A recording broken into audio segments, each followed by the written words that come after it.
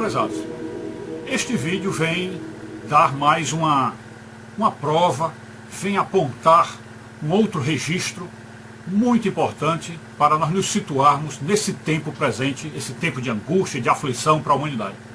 E a pergunta que vem é esta, e essa pergunta já nos fizeram.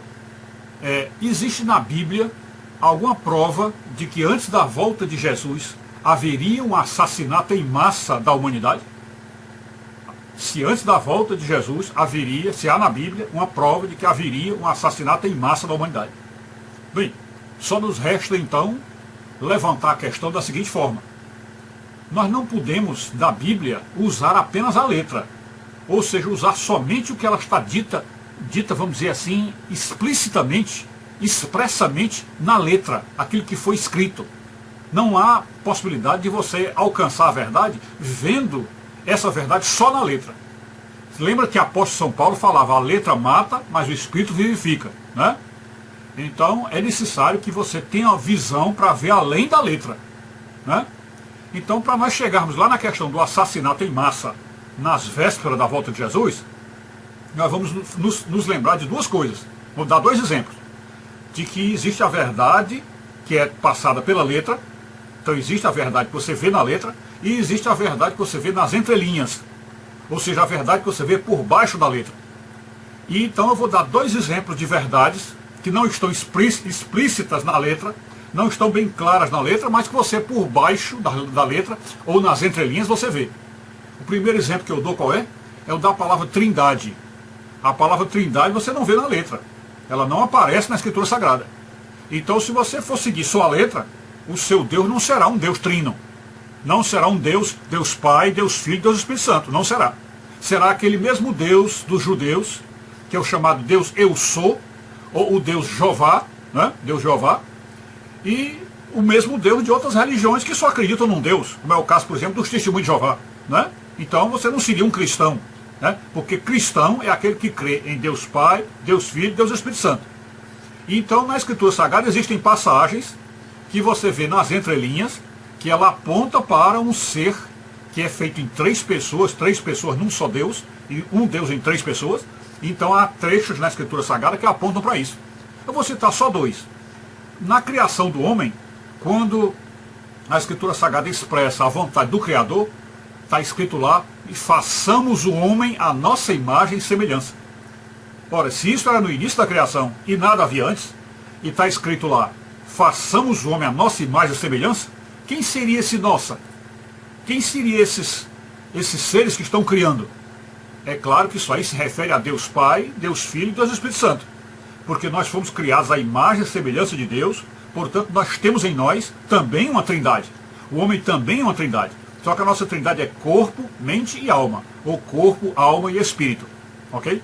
Uma segunda verdade que também não encontramos na Bíblia, não encontramos no texto bíblico, na expressão exata da letra, é a palavra purgatório.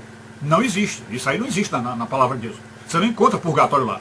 Mas nas entrelinhas, então eu vou citar somente uma, para a gente não se estender nesse assunto e gerar polêmica, somente uma que você deve ficar a pensar.